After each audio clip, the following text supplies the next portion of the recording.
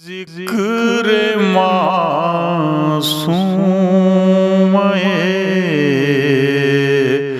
عالم کر لیں۔ قال رسول اللہ صلی اللہ علیہ وآلہ وسلم فاطمۃ بضعۃ منی من آذاها فقد آذانی۔ صلوات محمد وآل محمد۔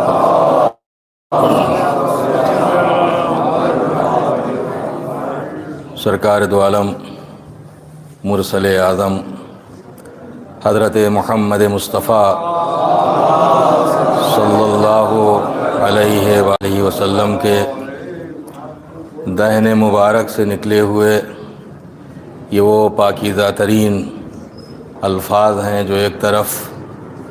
تاریخ و سیرت کے صفحات پر ثبت ہیں تو دوسری طرف مومنین کے دلوں پر نقش ہیں۔ پیغمبر اکرم نے اپنی پارے جگر صدیقہ طاہرہ حضرت فاطمۃ الزہراء سلام اللہ علیہا کی عظمت کو اجاگر کرتے ہوئے ارشاد فرمایا، فاطمہ تو بضعۃ منی، فاطمہ میرا ایک ٹکڑا ہے، ایک ایسا ٹکڑا ہے جو مجھ سے ہے۔ من آذاہا، جس نے اس کو اذیت پہنچائی، جس نے اسے تکلیف دی، فقط آذانی، تو اس نے فقط فاطمہ ہی ہے بلکہ اس نے مجھے اذیت پہنچائی ہے۔ یعنی فاطمہ کو اذیت دینے والا حقیقت میں مجھے اذیت دینے والا ہے۔ یہ جو الفاظ پیغمبر اکرم نے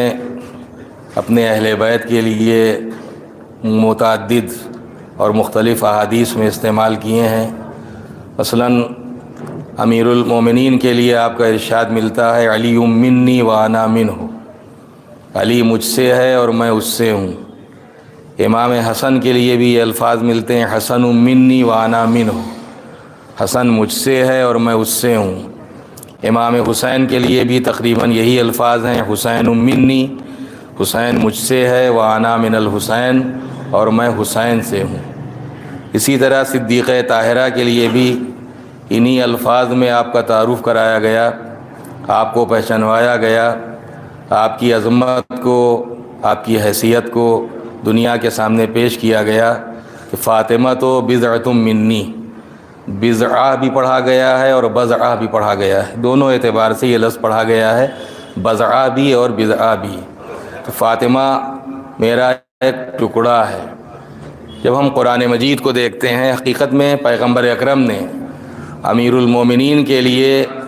فقط اس لیے نہیں ارشاد فرمایا کہ آپ ان کے چچا زاد بھائی اور داماد تھے، امام حسن اور امام حسین کے لیے نہیں اس لیے ارشاد فرمایا کہ وہ آپ کے نواسے تھے، صدیقہ طاہرہ کے لیے الفاظ اس لیے نہیں استعمال کی کہ وہ آپ کی بیٹی تھیں۔ حقیقت میں منیت کا ایک مقام ہے، منیت کا ایک درجہ ہے، ہر انسان کے لیے اور ہر عام و خاص کے لیے یہ لفظ استعمال کیا بھی نہیں گیا ہے۔ مخصوص جگہوں پر، مخصوص مقامات پر، مخصوص افراد کے لیے ہی یہ لفظ پیغمبر اکرم نے استعمال کیا ہے۔ مثلا اگر ہم اصحاب پر نظر کرتے ہیں تو اصحاب میں صرف اور صرف حضرت سلمان فارسی ہی کی ایسی شخصیت ہے جن کے لیے پیغمبر نے فرمایا السلمان منا اہل البیت، کہ سلمان ہم اہل بیت میں سے ہیں۔ لیکن اس کا یہ مطلب نہیں ہے کہ جناب سلمان کی وہی منزلت اور وہی حیثیت اور وہی فضیلت ہے جو اہل بیت کی ہے۔ سلمان سلمان ہیں، اہل بیت ہیں۔ جناب سلمان کی حقیقت، ماہیت، کیفیت الگ ہے، اور اہل بیت علیہم الصلوۃ والسلام کی ماہیت و کیفیت بالکل الگ ہے۔ ظاہر ہے اس کا مطلب یہ ہے کہ جناب سلمان فارسی نے اہل بیت علیہم الصلوۃ والسلام کا ایسا اتباع کیا، ایسی اطاعت کی کہ انہیں یہ منیت کی سند ملی ہے کہ السلمان منا اہل البیت۔ اور اسی لیے ہمارے بزرگ علماء نے مثال بھی دی ہے کہ اگر ایک لوہے کا ٹکڑا آگ میں ڈال دیا جائے تو چونکہ لوہے میں آگ کی حرارت کو جذب کرنے کی صلاحیت زیادہ ہوتی ہے، تھوڑی دیر کے بعد وہ لوہے کا ٹکڑا جو آگ میں پڑا ہوا ہے آپ معلوم نہیں کر پائیں گے کہ یہ لوہے کا ٹکڑا ہے یا آگ کا انگارہ ہے، تو اتنا ہی گرم ہو جائے گا، اسی اعتبار سے سرخ اور لال ہو جائے گا کہ ظاہری طور پر دیکھنے والا معلوم نہیں کر سکتا کہ یہ لوہے کا ٹکڑا ہے یا آگ کا انگارہ ہے۔ حالانکہ لوہے کی ماہیت، کیفیت، حقیقت الگ ہے اور آگ کی ماہیت و کیفیت و حقیقت الگ ہے، لیکن یہ انگارے جیسا کیوں معلوم ہو رہا ہے؟ اس لیے کہ اس کے ظرف میں صلاحیت ہے حرارت کو قبول کرنے کی۔ اسی طریقے سے ہر انسان میں یہ صلاحیت نہیں ہوتی کہ وہ بزم عصمت میں آنے کے بعد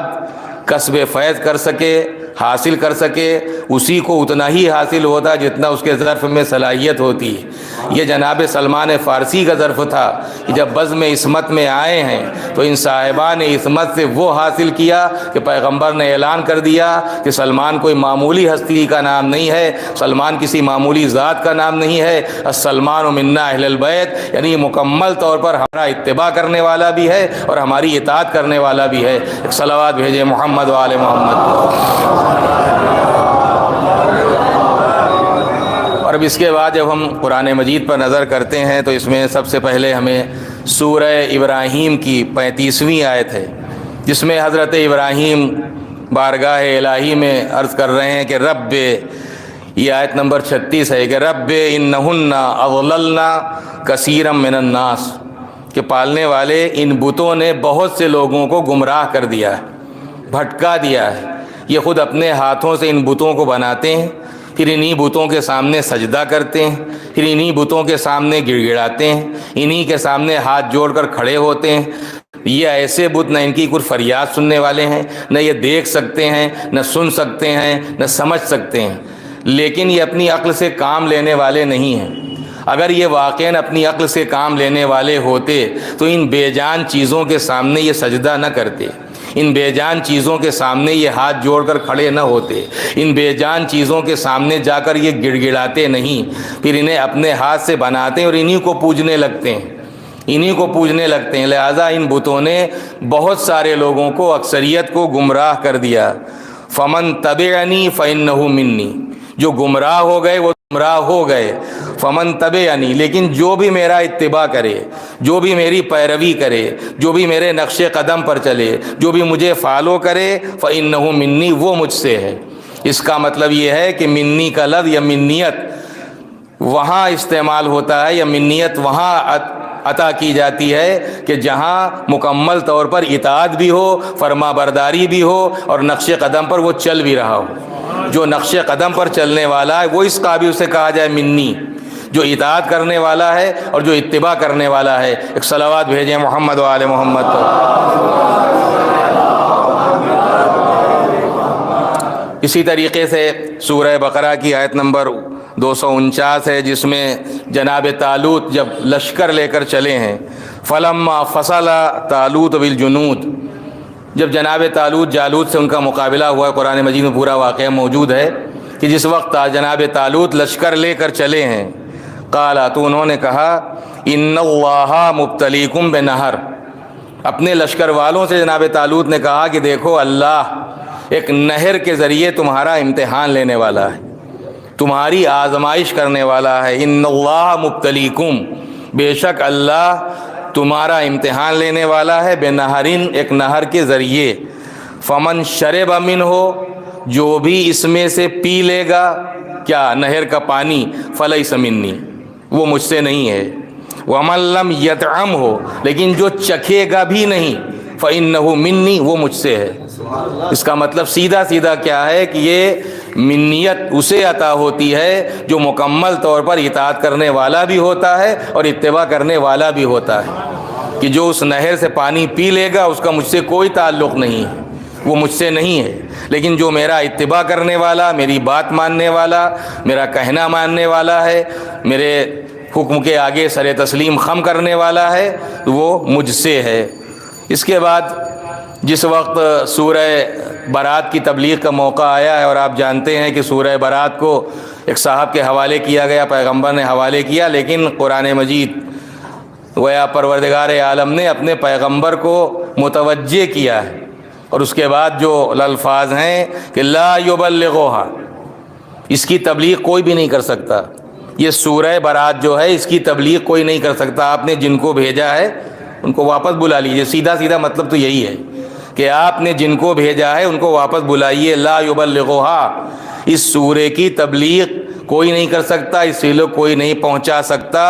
اور رجل من کا، بس وہی پہنچائے گا جو مرد ہو اور آپ سے ہو،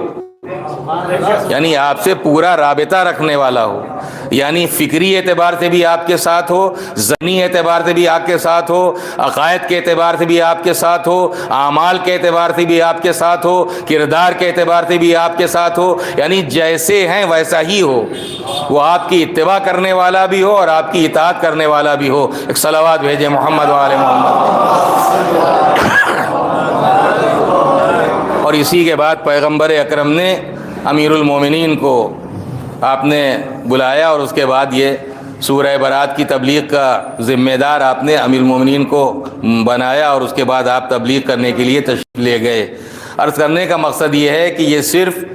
اگر رشتے کی بنیاد پر بھی، ظاہر ہے کہ پیغمبر پدر بزرگوار ہیں صدیقہ طاہرہ کے، اگر باپ کی حیثیت سے بیٹی کے لیے، بیٹی کی محبت میں اگر انسان کچھ کہہ رہا ہے تو یہ بھی کوئی قابل اعتراض بات نہیں ہے۔ اگر نواسوں کی محبت میں کچھ کہہ رہا ہے تو قابل اعتراض بات نہیں ہے۔ اگر بھائی اور اپنے داماد کی محبت میں کچھ کہہ رہا ہے تو قابل اعتراض بات نہیں ہے، لیکن یہ فقط محبت اور رشتے کی بنیاد پر نہیں بات کہی گئی ہے۔ یہ جو منیت کی سند عطا کی گئی ہے، چاہے وہ مولا کائنات کو عطا کی گئی ہو، چاہے امام حسن اور امام حسین کو ہو، یا صدیقہ طاہرہ کو ہو، تو میں نے عرض کیا کہ منیت کی سند اس لیے ہے کہ یہی حضرات آپ کا اتباع کرنے والے اور آپ کی مکمل طور پر اطاعت کرنے والے ہیں۔ اس لیے ہے فاطمہ تو بضعۃ منی، کہ فاطمہ میرا ایک ٹکڑا ہے، فاطمہ میرا ایک ٹکڑا ہے، لیکن ظاہر ہے کہ اس کا مطلب یہ ہے کہ کل تو صدیقہ طاہرہ نہیں ہے، جو کل ذات ہے وہ پیغمبر اکرم کی ذات ہے، لیکن پیغمبر اکرم کا جز ہے جناب فاطمہ زہرا۔ فاطمہ تو بضعۃ منی، فاطمہ میرا ایک ٹکڑا ہے، مجھ سے ہے، یعنی مجھ سے مکمل طور پر مربوط، مجھ سے جڑا ہوا، یعنی مجھ میں اور فاطمہ میں کوئی الگاؤ نہیں ہے۔ نہ فاطمہ مجھ سے الگ ہے، نہ میں فاطمہ سے الگ ہوں۔ فاطمہ میرا ایک ٹکڑا ہے، لیکن آپ جانتے ہیں کہ کل کا حکم الگ ہوتا ہے، جز کا حکم الگ ہوتا ہے، اور جب تک جز کل میں شامل رہتا ہے اس کا حکم کل ہی کا ہوتا ہے۔ مثال کے طور پر اگر ایک دریا ہے اور آپ نے ایک گلاس پانی اس دریا سے لے لیا، تو ہے تو یہ دریا ہی کے پانی، یہ جز تو ہے دریا کا،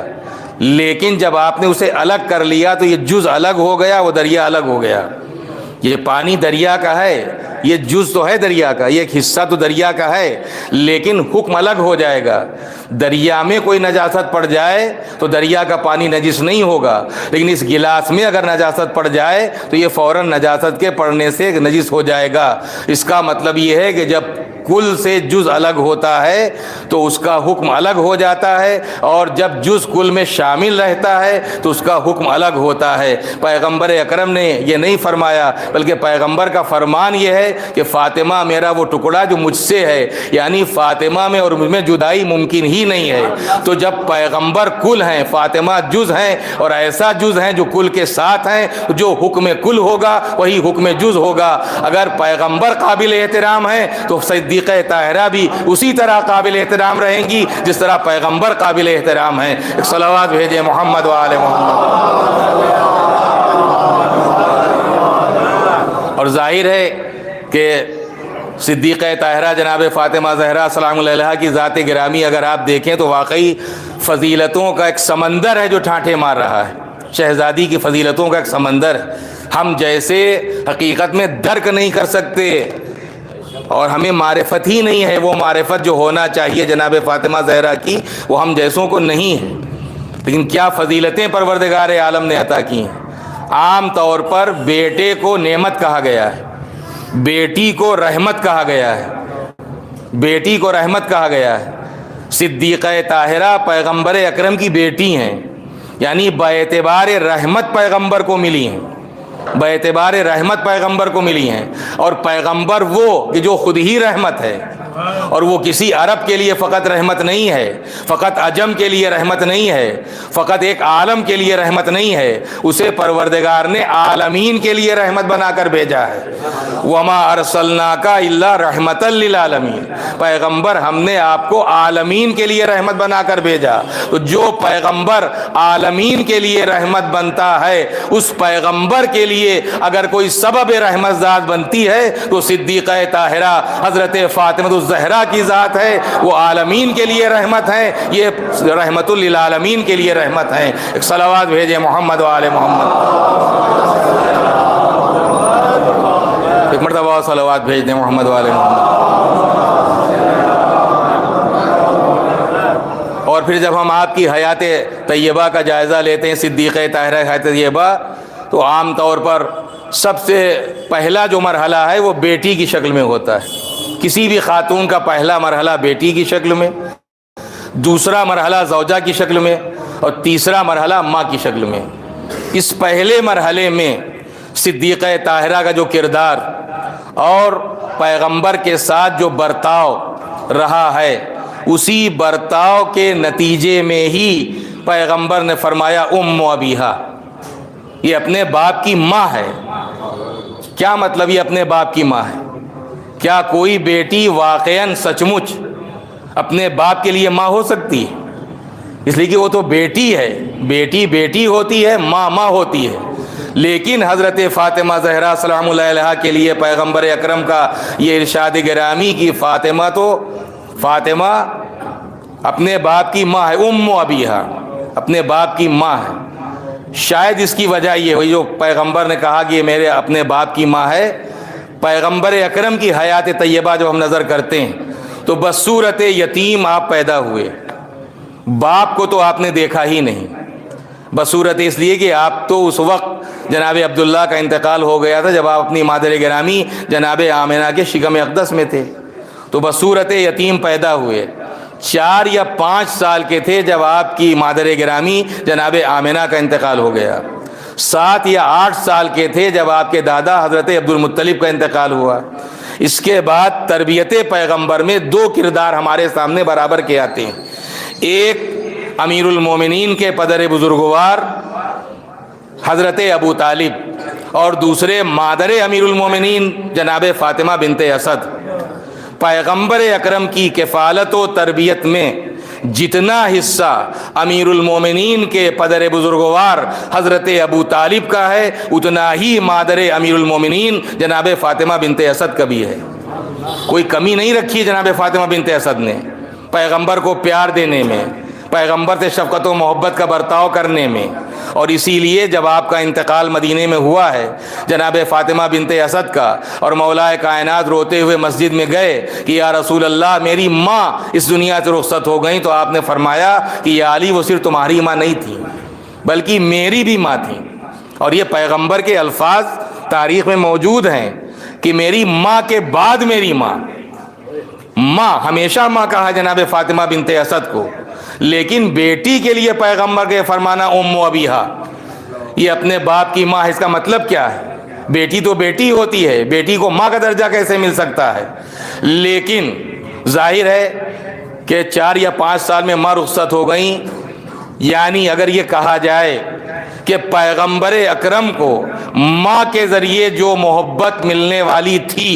یا ایک بیٹے کو ماں کے ذریعے جو محبت ملتی ہے، وہی محبت جناب فاطمہ زہرا کے ذریعے پیغمبر اکرم کو ملی ہے۔ اس محبت و شفقت کی بنا پر پیغمبر نے فرمایا ام ابیہا، یہ اپنے باپ کی ماں ہے، یعنی وہ شفقت و محبت پیغمبر کو ملی ہے جناب فاطمہ زہرا کے ذریعے۔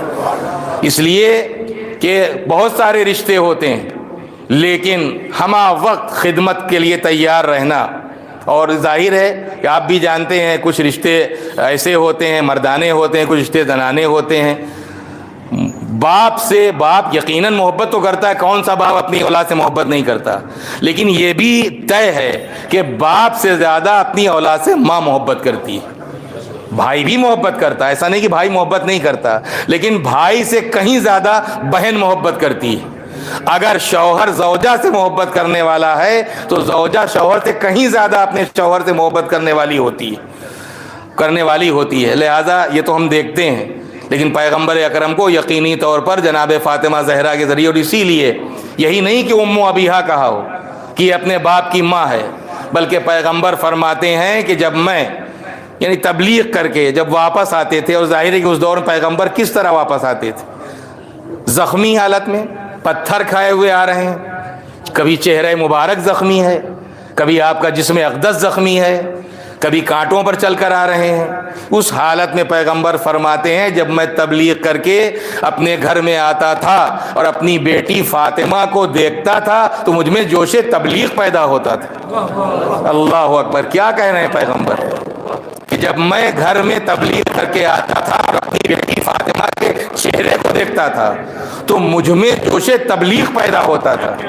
اب آپ غور فرمائیں، اگر آپ کسی جاب میں ہیں یا کسی کام میں ہیں، کہیں بھی ہیں، آپ آئے ہیں اپنے کام سے یا اپنے جاب سے آئے ہیں، بیٹا قریب آ گیا، نواسے آ گئے، نواسیاں آ گئیں، پوتی پوتے آ گئے، بیٹیاں آ گئیں، یہ تو ممکن ہے کہ ان بچوں کے آپ کی آغوش میں، آپ کی گود میں، آپ کے قریب آ جانے کے بعد ان میں آپ لگ جائیں، تھکن کا احساس نہ ہو. یہ تو ممکن ہے کہ ان کی آپ کی تھکن دور ہو جائے ان کو دیکھنے کے بعد، لیکن یہ ممکن نہیں ہے کہ آپ کا دل چاہے گا جس کام سے ہمارے پھر اسی کام پر واپس چلے جائیں. پیغمبر کا یہ فرمانا کہ جس وقت میں گویا پتھر کھائے ہوئے کانٹوں پر چل کے اپنے گھر میں آتا تھا اور اپنی بیٹی فاطمہ کے چہرے کو دیکھتا تھا تو مجھ میں جوش تبلیغ پیدا ہوتا تھا. گویا مطلب کیا ہے؟ اس کا مطلب یہ ہے کہ صدیقہ طاہرہ کا معصوم چہرہ زبان حال سے آواز دے رہا تھا کہ بابا آپ گھبرائیے گا نہیں، آپ جس دین کی تبلیغ کانٹوں پر چل کر کر رہے ہیں، پتھر کھا کر رہے ہیں، میں نہ آپ کا دین مٹنے دوں گی، یعنی نہ آپ کا پیغام مٹنے دوں گی، نہ آپ کا نام مٹنے دوں گی، چاہے میری پوری نسل قربان ہو جائے، چاہے مجھے خود اپنی قربانی دینا پڑے، چاہے مجھے ابو الحسن کی قربانی دینا پڑے، چاہے مجھے اپنے بچوں کی قربانی دینا پڑے، لیکن نہ آپ کا نام مٹنے دوں گی، نہ آپ کا پیغام مٹنے دوں گی. اور شاید یہی وجہ ہے کہ پیغمبر فرماتے ہیں کہ جب میں تھکا ہوا تبلیغ کر کے اپنے گھر میں آتا تھا اور اپنی بیٹی فاطمہ کے چہرے کو دیکھتا تھا تو مجھ میں جوش تبلیغ پیدا ہوتا تھا. یعنی ایک سکون، ایک اطمینان کی کیفیت، ایک اعتبار، ایک کانفیڈنس کہ جو کام ہم کر رہے ہیں وہ کام ہمارا برباد ہونے والا نہیں ہے. جس مشن کو ہم آگے چلانا چاہتے ہیں وہ مشن ہمارا ختم ہونے والا نہیں ہے. اس ہمارے مشن کی تکمیل اسی بیٹی کی اولاد کے ذریعے ہوگی، اور اس مشن کی حفاظت بھی اس کی اور اس کی اولاد ہی کے ذریعے ہوگی. ایک صلوات بھیجیں محمد و آل محمد پر.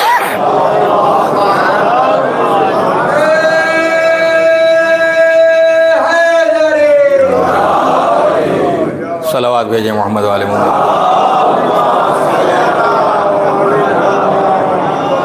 میں نے کہا کہ لہریں لیتا ہوا، ٹھاٹھے مارتا ہوا سمندر ہے صدیقہ طاہرہ کی فضیلتوں کا. ہم جیسے بے معرفت درک نہیں کر سکتے شہزادی کا جو درجہ ہے، جو شہزادی کا مرتبہ ہے، جو آپ کی عظمت ہے، جو آپ کی حیثیت ہے، جو آپ کی طہارت ہے، جو آپ کا علم ہے، جو آپ کی شجاعت ہے، جو آپ کی استقامت ہے، اس کا ہم جیسے نہیں درک کر سکتے، درک نہیں کر سکتے. شہزادی یقیناً یعنی جو ذات ساری کائنات کی بقا کا اور خلقت کا ذریعہ بنی ہے، اس کی بقا کا ذریعہ صدیقہ طاہرہ بنی. پیغمبر اکرم کے صدقے ہی میں اور اہل بیت طاہرین کے صدقے میں تو کائنات خلق کی گئی، لیکن اگر صدیقہ طاہرہ کی ذات گرامی نہ ہوتی اور آپ کی اولاد نہ ہوتی تو ظاہر ہے کہ نہ پیغمبر کا نام باقی رہ سکتا تھا، نہ پیغمبر کا پیغام باقی رہ سکتا تھا. اور شاید یہی وجہ ہے، یوں تو کون سا باپ ہے جو اپنی بیٹی کی تعظیم کے لیے اٹھتا ہے، لیکن یہ بھی صرف اور صرف جناب فاطمہ زہرا سلام اللہ علیہا کا مرتبہ ہے اور آپ کا درجہ ہے اور آپ کی فضیلت ہے کہ ساری کائنات جس کا احترام کرتی ہے اسے محمد کہا جاتا ہے. ساری کائنات جس کا احترام کرتی ہے اسے محمد کہا جاتا ہے، اور وہ محمد جس کا احترام کرتا ہے اسے فاطمہ کہا جاتا ہے. وہ محمد جس کا احترام کرتا ہے اسے فاطمہ کہا جاتا ہے. صحیح ترمذی میں بھی روایت موجود ہے، اور سنی ہوئی باتیں ہیں، کوئی نئی باتیں نہیں ہیں، صرف تذکر ہے، یاد دہانی ہے کہ اذا دخلت فاطمہ، جب بھی، یعنی کوئی ایک موقع ایسا نہیں، کبھی کبھار ایسا نہیں ہے کہ ہاں کبھی کبھار ایسا ہو گیا، کبھی ایک موقع پر ایسا ہو گیا، اذا دخلت فاطمہ، جب بھی جناب فاطمہ زہرا آتی تھیں، یعنی اگر دن میں 4 بار آئی ہیں تو 4 بار پیغمبر کا یہ عمل ہے، جتنی بار بھی آئیں، ایک بار 2 بار کی بات نہیں ہے، کبھی کبھار کی بات نہیں ہے۔ اذا دخلت فاطمہ، جب بھی پیغمبر کی خدمت میں آپ کی بیٹی حاضر ہوتی تھیں۔ اب دیکھیے یہاں پر ماشاءاللہ سے عالم دین بھی تشریف فرما ہے، ایک ہے قام لہا اور ایک ہے قام الیہا۔ یہاں قام لہا نہیں ہے کہ ان کے لیے کھڑے ہو جاتے تھے، یہاں ہے قام الیہا، فرق ہے گرامر کے لحاظ سے اور معنی کے لحاظ سے، مفہوم کے لحاظ فرق ہے۔ جو روایت کی لفظیں ہیں اذا دخلت فاطمہ، کہ جب بھی فاطمہ بزم پیغمبر میں آتی تھیں، بیٹی باپ کی خدمت میں حاضر ہوتی تھی، تو قام لہا نہیں ہے کہ فقط ان کے لیے کھڑے ہو جاتے تھے، قام الیہا ہے۔ اب یہاں جو علماء نے اس کی تفصیل بیان کی ہے اور اس کی تشریح اور توضیح کی ہے کہ قام لہا میں اور قام الیہا میں فرق کیا ہے۔ قام لہا تو یہ ہے کہ کوئی آیا اور آپ نے دیکھا کہ بھائی محترم شخصیت ہے، آپ اپنی جگہ کھڑے ہو گئے، تو یہ ہے قام الیہ۔ مرد اگر ہے تو قام الیہ، آپ اس کے لیے کھڑے ہوئے، عورت ہے تو قام الیہا، قام لہا، تو یہ لہا ہے اگر آپ فقط اپنی جگہ کھڑے ہو گئے۔ الیہا یہ ہے کہ آپ نے آتے دیکھا اور آپ استقبال کے لیے آگے بڑھے۔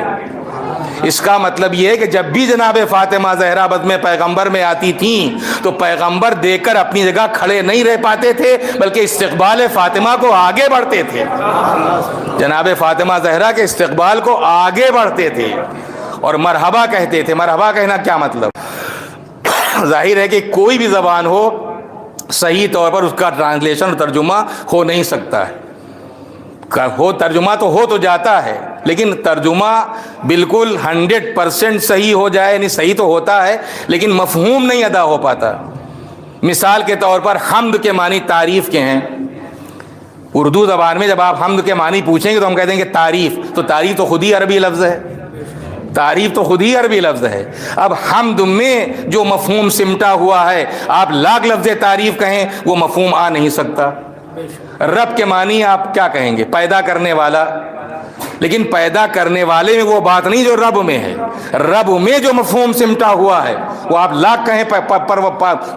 پالنے والا، تو پالنے والے میں وہ مفہوم سمٹ نہیں سکتا ہے۔ تو کوئی بھی زبان ہو، حقیقت میں اس زبان کا کسی دوسری زبان میں مکمل طور پر مفہوم کا ادا ہو جانا بہت مشکل ہوتا ہے۔ مرحبا کہتے تھے، کیا مطلب؟ اس کا سیدھا مطلب یہ کہ جب پیغمبر اپنی بیٹی جناب فاطمہ کو آتے دیکھتے تھے تو استقبال کے لیے آگے بڑھتے تھے، اور استقبال کے آگے نہیں بڑھتے تھے بلکہ آپ کے چہرے پر آثار مسرت نمایاں ہو جاتے تھے، آپ کا چہرہ کھل جاتا تھا اپنی بیٹی کو دیکھ کر۔ اور فقط یہی نہیں کہ استقبال کے لیے آگے بڑھے ہوں، بلکہ اپنی بیٹی کا ہاتھ پکڑتے تھے اور پکڑنے کے بعد اپنی بیٹی کے ہاتھ کا بوسہ دیا کرتے تھے اور پھر اپنی جگہ پر لاتے تھے اور اپنی اس جگہ پر بٹھاتے تھے جہاں خود بیٹھے ہوتے تھے۔ اس جگہ پر، یہ نہیں کہ دوسری جگہ بٹھا دیں، جہاں پیغمبر خود بیٹھے ہوتے تھے وہاں جناب فاطمہ زہرا کو بٹھاتے تھے۔ اب وہ پیغمبر دوسری جگہ بیٹھے ہوئے، لیکن ظاہر ہے کہ یہ بھی ایک فضیلت ہے۔ کوئی بھی عہدہ ہو، کوئی منصب ہو، کوئی پوسٹ ہو، اگر ظاہر ہے کہ اگر پرائم منسٹر ہے، چیف منسٹر ہے، پریسیڈنٹ ہے، کسی کے استقبال کے لیے آگے بڑھتا ہے تو یہ تو ہو سکتا ہے، وہ اس کو ساتھ میں لاتا ہے، کوئی بہت آنریبل پرسن ہے، اس کو گیا لے کر آیا، لیکن کیا وہ اپنی کرسی پر بٹھائے گا؟ وہ اپنی کرسی پر کبھی نہیں بٹھائے گا اور نہ وہ بیٹھے گا۔ لیکن یہ عظمت فاطمہ زہرا ہے کہ جہاں رحمت للعالمین پیغمبر بیٹھا کرتا تھا وہ اپنی جگہ پر خود اپنی بیٹی کو بٹھاتا تھا، جناب فاطمہ زہرا کو بوسہ دیتے تھے ہاتھ کا اور اس جگہ پر بٹھاتے تھے کہ جہاں خود بیٹھے ہوتے تھے۔ تو یہ عظمت جناب فاطمہ زہرا ہے۔ ایک صلوات بھیجے محمد و آل محمد۔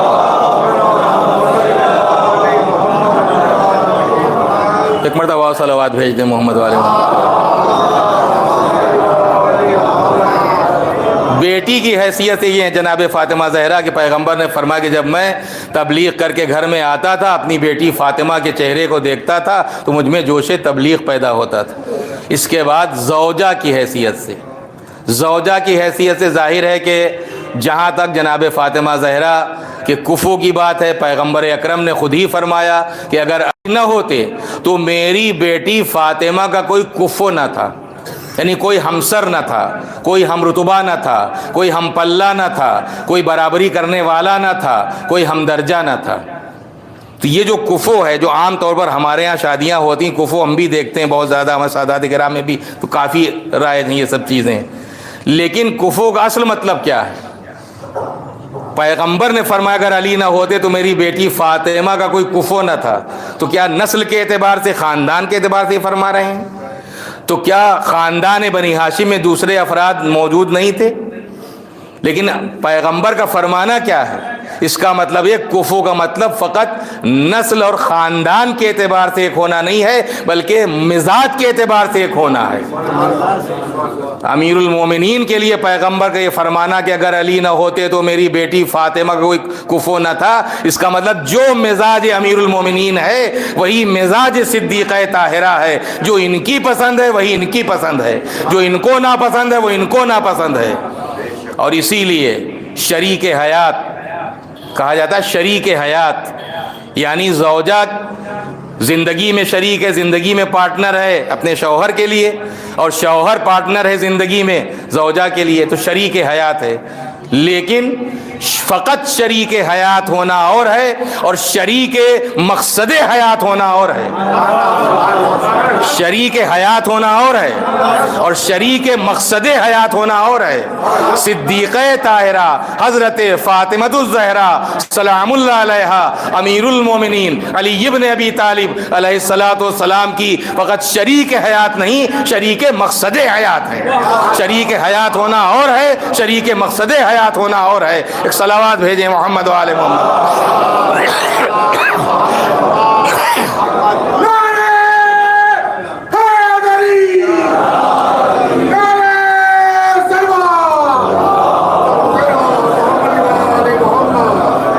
تو فقط جناب فاطمہ شریک حیات ہی نہیں ہے، شریک مقصد حیات، جو زندگی کا مقصد ہے۔ اور زندگی کا مقصد کیا ہے؟ وما خلقت الجن والانس الا لیعبدون، کہ میں نے جنوں کو اور انسانوں کو اپنی عبادت کے لیے پیدا کیا ہے۔ میں نے اکثر عرض کیا کہ عبادت کا مفہوم ہمارے مذہب محمد و آل محمد علیہ السلام میں سمٹا ہوا نہیں ہے، بلکہ پوری زندگی کو گھیرتا ہے۔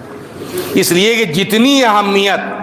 ہمارے مذہب نے عبادات کو دی ہے، اتنی ہی اہمیت معاملات کو بھی دی ہے۔ اور عبادات کے ذریعے پہچانا جا بھی نہیں سکتا، انسان جب پہچانا جائے گا معاملات کے ذریعے پہچانا جائے گا۔ اسی لیے صادق آل محمد امام جعفر صادق علیہ السلام نے ارشاد بھی فرمایا کہ اگر کسی کو جاننا اور پہچاننا چاہتے ہو تو عبادات کے ذریعے نہ پہچانو، بلکہ معاملات کے ذریعے پہچانو۔ تو معاملات کے ذریعے ہی پہچانا جاتا ہے۔ تو فقط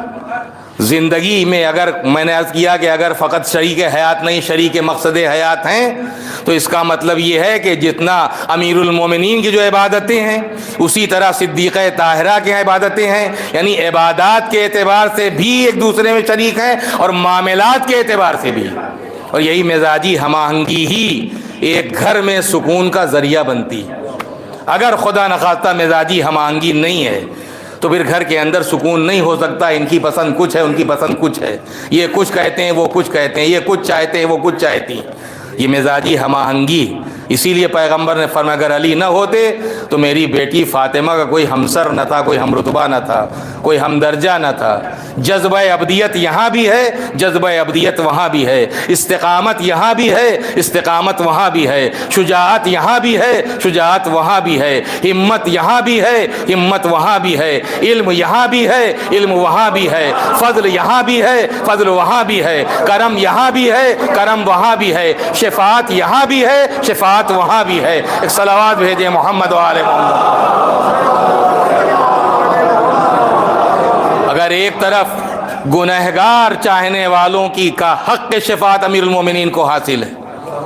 تو دوسری طرف صدیقہ طاہرہ کو بھی شفاعت کا حق حاصل ہے۔ شفاعت کرنے والی یہ بھی ہیں اور شفاعت کرنے والے وہ بھی ہیں. اور اسی لیے جب ہم دعائے توسل پڑھتے ہیں تو ہر معصوم کو یاد کر کے یہی کہتے ہیں آخر میں کہ یا وجیہن عند اللہ، کہ آپ تو اللہ کے نزدیک بڑے محترم ہیں.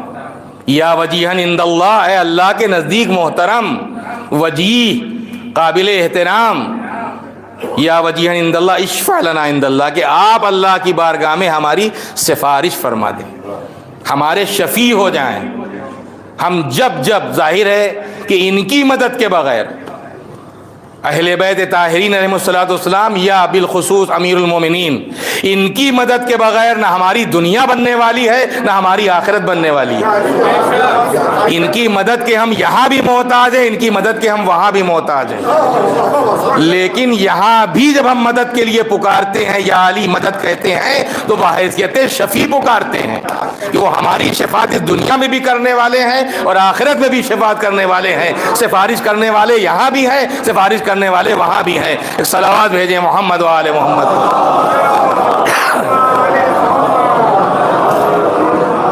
ایک مرتبہ صلوات بھیج دیں محمد و آل محمد.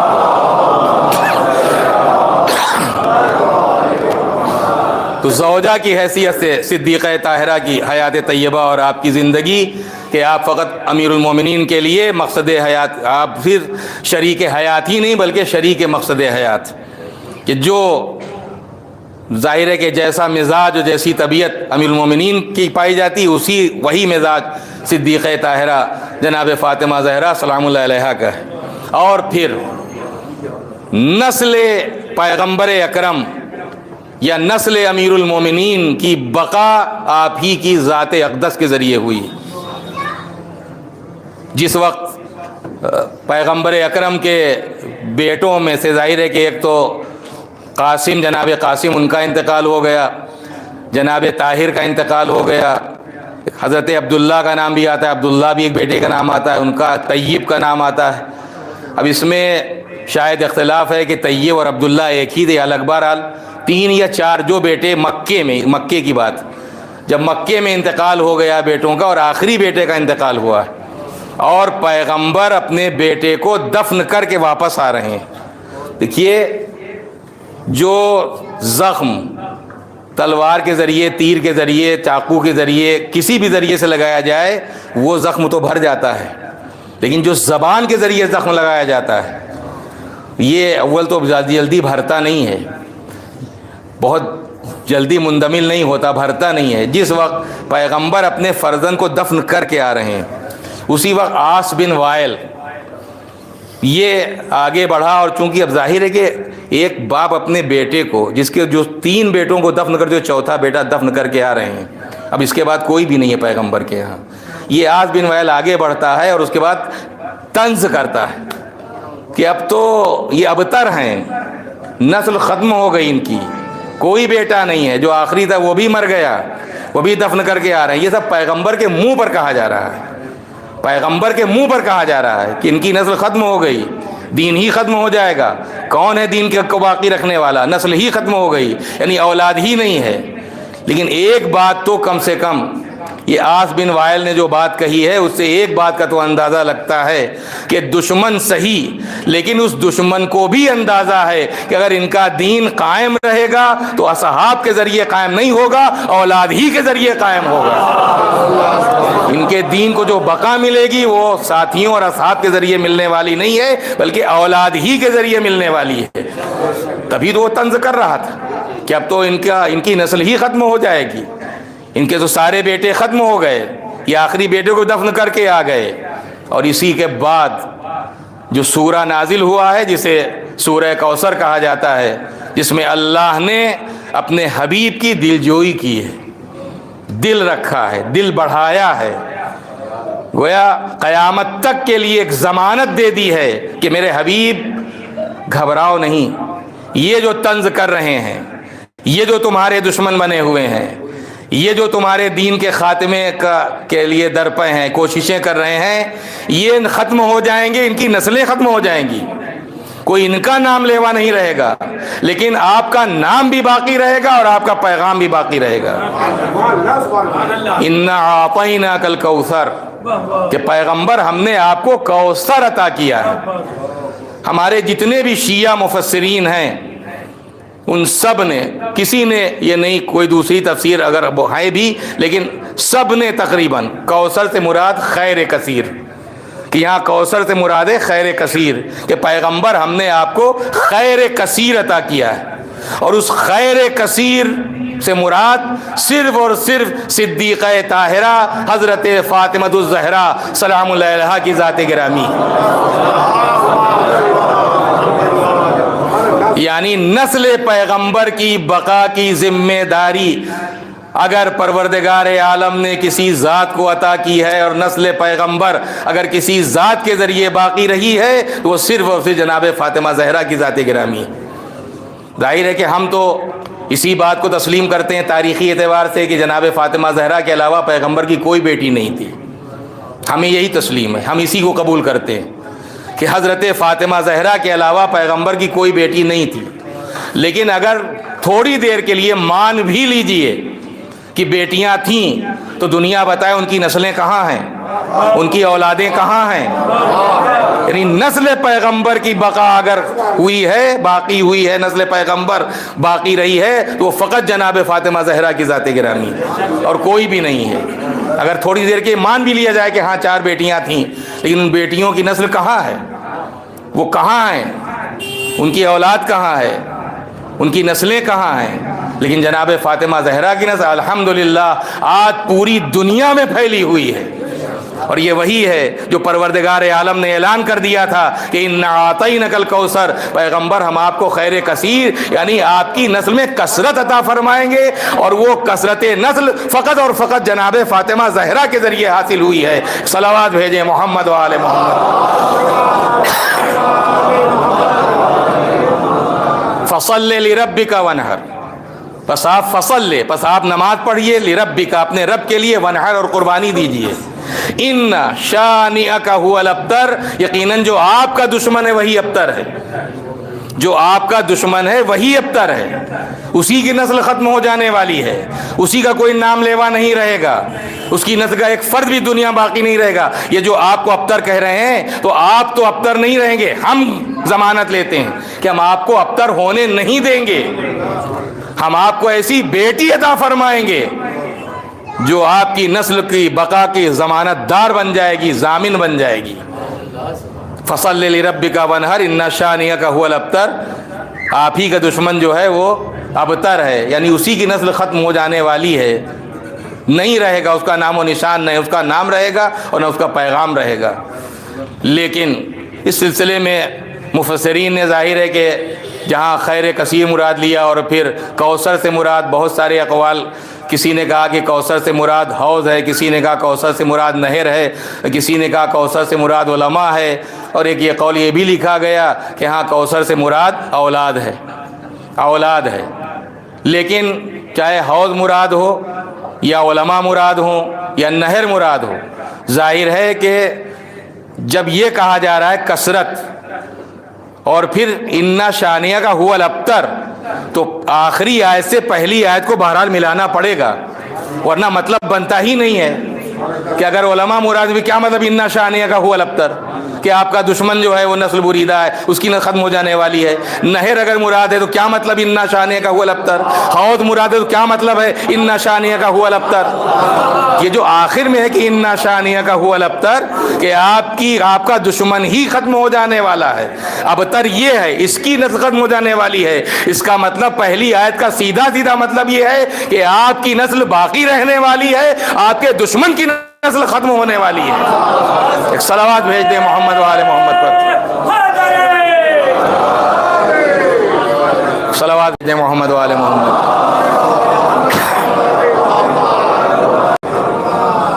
اور اب اس کے بعد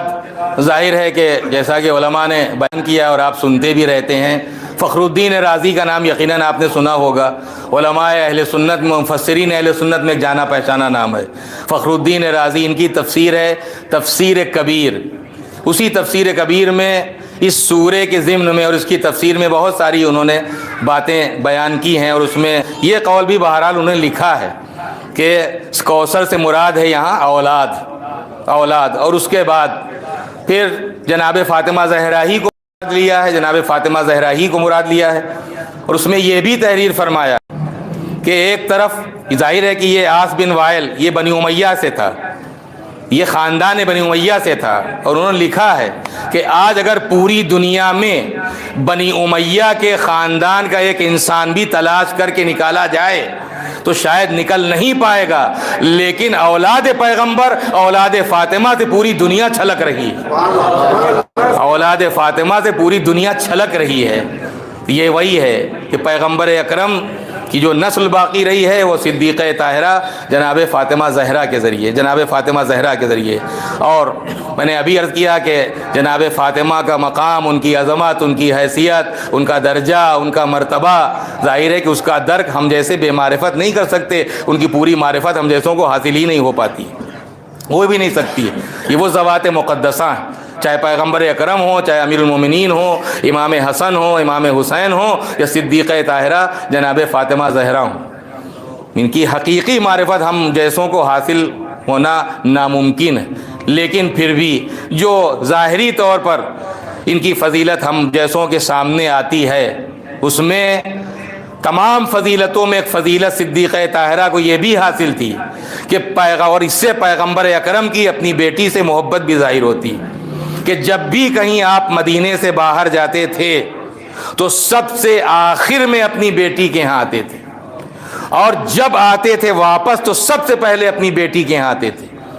اس سے ہی پیغمبر کا ایک قلبی لگاؤ اپنی بیٹی سے کیا تھا معلوم ہوتا، اور کس قدر پیغمبر اپنی بیٹی کو چاہتے تھے، پیغمبر اپنی بیٹی سے الفت کرتے تھے، محبت کرتے تھے، کہ جب کہیں باہر جاتے تھے تو سب سے آخر میں جناب فاطمہ زہرا کے ہاں، اور جب بھی واپس آتے ہیں تو سب سے پہلے جناب فاطمہ زہرا کی۔ جس وقت آیت تطہیر نازل ہوئی ہے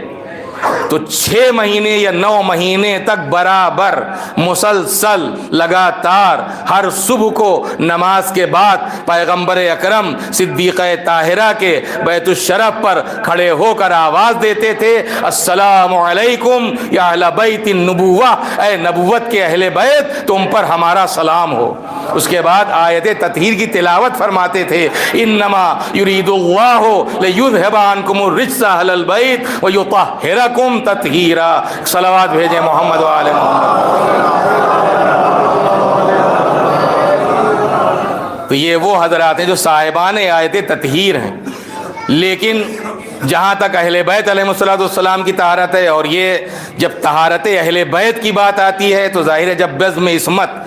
سجی ہے اور پروردگار عالم نے ان کی طہارت کا اعلان کیا ہے،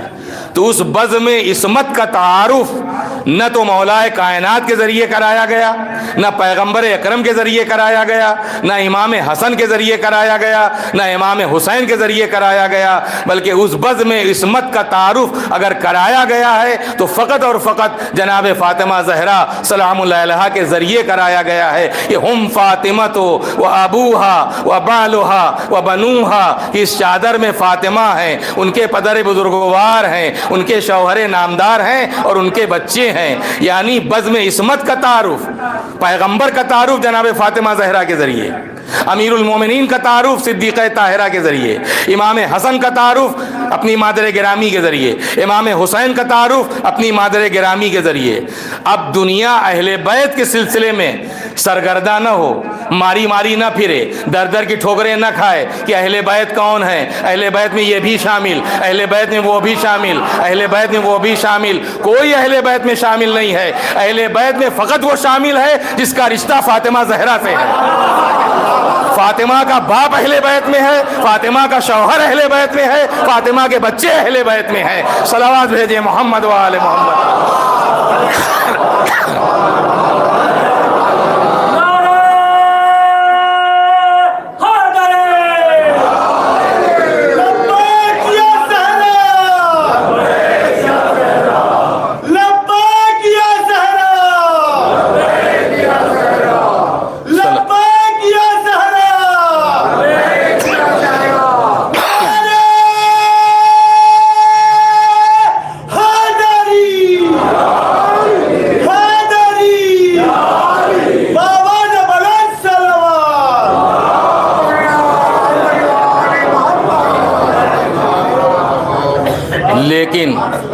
ظاہر ہے کہ ایسی عظیم المرتبت بیٹی پیغمبر کی،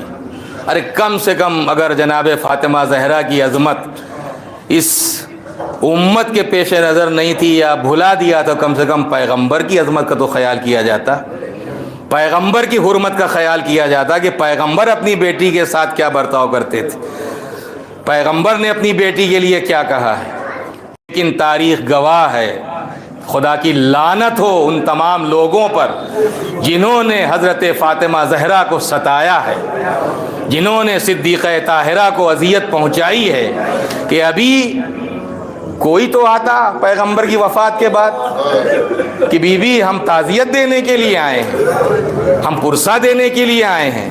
شہزادی آپ گھبرائیے گا نہیں، اگر آپ کے بابا رخصت ہو گئے ہیں تو دیکھیے آپ کے بابا کے کتنے چاہنے والے موجود ہیں۔ لیکن کوئی تعزیت دینے کے لیے، کوئی پرسہ دینے کے لیے، کوئی تسلی دینے کے لیے چند لوگ آئے ہوں گے جو خاص الخاص تھے، لیکن عام طور پر بات ہو رہی، اگر کوئی آیا ہوتا تو ابھی پیغمبر کا کفن بھی میلا نہ ہونے پایا تھا کہ صدیقہ طاہرہ کی یہ فریاد مدینے کے فضا میں گونج رہی تھی کہ صبت علیہ مصائب لو انہا صبت علیہ میں سرنا لیالیا، کہ بابا آپ کے بعد تو ایسی مصیبتیں پڑی ہیں کہ اگر یہ مصیبتیں دنوں پر پڑتی تو اندھیری راتوں میں تبدیل ہو جاتی، وہ اندھیری راتوں میں بدل جاتے۔ خود امیر المومنین نے فرمایا ہے کہ حیات پیغمبر اکرم میں بھی میرے امتحانات ہوئے، بدر امتحان تھا، احد میں ایک امتحان تھا، خیبر میں امتحان تھا، خندق میں امتحان تھا، کہ حیات پیغمبر میں بھی میرے امتحانات ہوئے اور پیغمبر کی زندگی کے بعد بھی میرے امتحانات ہوئے۔ پہلا امتحان اس وقت ہوا جب پیغمبر کا جنازہ میری نظروں کے سامنے تھا اور میں دیکھ رہا تھا کہ آخر یہ مسجد کا مجمع کہاں چلا گیا ہے، اتنی مظلومی کے ساتھ پیغمبر دفن کیے گئے، اس کے اتنے کلمہ گو۔ اور اس کے بعد فرماتے ہیں دوسرا امتحان اس وقت لیا گیا جب زہرا کے گھر میں آگ لگی ہوئی تھی۔ خدا کی لعنت ہو، اللہ کا عذاب نازل ہو ان تمام لوگوں پر، اور خاص طور پر اس شخص پر کہ جو اذیت زہرا کا سبب بنا ہے، جس نے جناب زہرا کو ستایا ہے، جس نے جناب زہرا کو رلایا ہے، جس نے جناب زہرا کو بے قرار کیا ہے، جس نے جناب زہرا کو جھٹلایا ہے۔ پیغمبر نے یہ نہیں فرمایا تھا، یہی فرمایا تھا من آذا فقط آذانی، اس نے اسے اذیت پہنچائی اس نے مجھے اذیت پہنچائی۔ یہ فاطمہ کو اذیت پہنچانے والا فقط جناب فاطمہ زہرا کو اذیت پہنچانے والا نہیں ہے، یہ دشمن زہرا بھی ہے، دشمن رسول بھی ہے، اور جب دشمن رسول ہے دشمن خدا بھی ہے۔ نہ اس کا خدا سے کوئی رشتہ ہے، نہ اس کا رسول سے کوئی رشتہ ہے، اور نہ اس کا معصومہ سے کوئی رشتہ ہے، کوئی رشتہ ہے۔ فرماتے ہیں کہ ٹھیک پیغمبر کی وفات کے تیسرے دن میرا امتحان لیا گیا جب زہرا کے گھر میں آگ لگی ہوئی تھی۔ میری سمجھ میں نہیں آ رہا تھا، میں اگر تلوار اٹھاتا ہوں تو میرے بچے قتل کر دیے جاتے، میرے بچے قتل کر دیے جاتے، مجھے سمجھ میں میں کیا کروں۔ ظاہر ہے امیر المومنین کی تلوار میں کہیں زنگ نہیں لگ گیا تھا اور نہ بازوں کی طاقت کہیں چلی گئی تھی، لیکن صرف مصلحت تھی، دین بچانا تھا، اپنے کو قربان کر کے دین بچانا تھا، لہذا آپ نے صبر کیا ہے۔ اور خود پیغمبر وصیت کر بھی گئے تھے، پیغمبر ان حالات کی اطلاع دے کر بھی گئے تھے، لہذا لیکن آپ سوچیں کہ کس قدر صبر آتما منزل تھی امیر المومنین کے لیے۔ اور اس کے بعد جس وقت دروازے پر آگ اور لکڑیاں جمع کی گئیں اور آواز دی گئی کہ ابو الحسن کو نکالو اور اس گھر میں ہم آگ لگا دیں گے، اور شہزادی نے فرمایا کہ ارے اس گھر میں کیا، اس گھر میں آگ لگا دے، وہ اس گھر میں تو میرے بچے حسن حسین ہیں، یعنی کیا تم اس گھر میں آگ لگا دو گے جس میں تمہارے نبی کی اولاد موجود ہے، تمہاری نبی کی عطرت موجود ہے؟ اور اس ملعون نے جواب دیا ہاں ہوا کرے، ہم گھر میں آگ لگا دیں گے، ہم گھر میں آگ لگا دیں گے۔ اس کے بعد اب آگ لگائی گئی، جلتا جب دروازہ جلنے لگا تو ٹھوکر ماری گئی، اس ٹھوکر دروازہ گرا، شہزادی در اور دروازے کے درمیان آ گئی، دروازہ گرا، شہزادی کو کتنی اذیت ہوئی ہے اس کا اندازہ آپ خود کر سکتے ہیں۔ ظاہر ہے کہ دروازہ بنتا ہے تو اس میں کیلیں بھی ہوتی ہیں. کتنی اذیت ہوئی اس کا اندازہ آپ خود لگائیں. لیکن ولایت کا تحفظ اور امامت کا تحفظ شہزادی نے طے کر لیا تھا کہ آج چاہے میں نہ رہوں لیکن ولایت پر کوئی حرف آنے نہ پائے, امامت پر کوئی حرف آنے نہ پائے. لہذا جب جلتے ہوئے دروازے کے درمیان آپ ہو گئیں لیکن اپنی تکلیف کو فراموش کر کے جب دشمن درانہ گھر میں آئے ہیں تو آپ سامنے کھڑی ہو گئی, یعنی امیر المومنین کی سینہ سپر ہو گئی, مولا المتقین کی سینہ سپر ہو گئی. کسی عالم میں قنفذ ملعون آگے بڑھا اور بروایتیں اس نے کوڑا ایسا آپ کے دست مبارک پر مارا ہے, اتنی زور سے مارا کہ نیل کا نشان پڑ گیا آپ کے بازو پہ. اس کے بعد ایک ملعون آگے بڑھا, اس نے تلوار نکالی, تلوار کے دستے سے آپ کے شکم اقدس پر ایسا وار کیا کہ آپ نے آوازی فضا, ارے میری مدد کرو میرا بچہ شہید ہو گیا, فضا میری مدد کرو میرا بچہ شہید ہو گیا. اجکم اللہ. اور اس کے بعد جس وقت امیر المومنین کے گلے میری عثمان ظلم ڈال کر کھینچا گیا, اس وقت آپ یہی فرما رہی تھی ابو الحسن کو چھوڑ دو ورنہ میں سر کے بال بکھرا دوں گی. اجرکم اللہ. خدا کسی غم میں نہ رلائے سوائے غم ائمہ معصومین اور غم صدیقہ طاہرہ کے اور غم اہل بیت علیہ الصلوۃ والسلام کے. اللہ ان آوازوں پر رحمت نازل کرے. رسول کی بیٹی مظلومہ بھی ہے, رسول کی بیٹی شہیدہ بھی ہے, رسول کی بیٹی مغصوبہ بھی ہے, رسول کی بیٹی محرومہ بھی ہے. اسے محروم کیا گیا, اس کا حق غصب کر لیا گیا, اس پر ظلم ڈھایا گیا, اسے شہید کر دیا گیا, اور 75 دن 90 دن کے اندر رسول کی بیٹی اس دنیا سے رخصت ہو گئی. لیکن میں اتنا ضرور کروں گا, شہزادی کونین, آپ کے پدر بزرگوار کی وفات کے بعد بڑے مظالم آپ نے برداشت کیے ہیں, لیکن جس وقت آپ گئی ہیں اپنا حق لینے کے لیے حاکم کے سامنے تو آپ سربرہنہ نہیں تھیں, آپ کے سر مبارک پر چادر تھی, آپ کے پردے کا اہتمام کیا گیا. لیکن ہائے آپ کی بیٹیاں زینب و کلثوم, آئے وہ کوفے کا بھرا ہوا دربار, وہ بازار, وہ شام کا بازار اور دربار, وہ آپ کا پوتا سید سجاد, ہاتھوں میں ہتھکڑیاں پیروں میں بیڑیاں, پوتے کی فریاد اخاد و ذلیلا فی دمشق کاننی من الزنج عبد غابان و نصیر. ارے مجھے شام میں یوں کھینچتے ہوئے دیے جا رہے تھے جیسے اس غلام کو لے جاتے ہیں جس کا کوئی مدد کرنے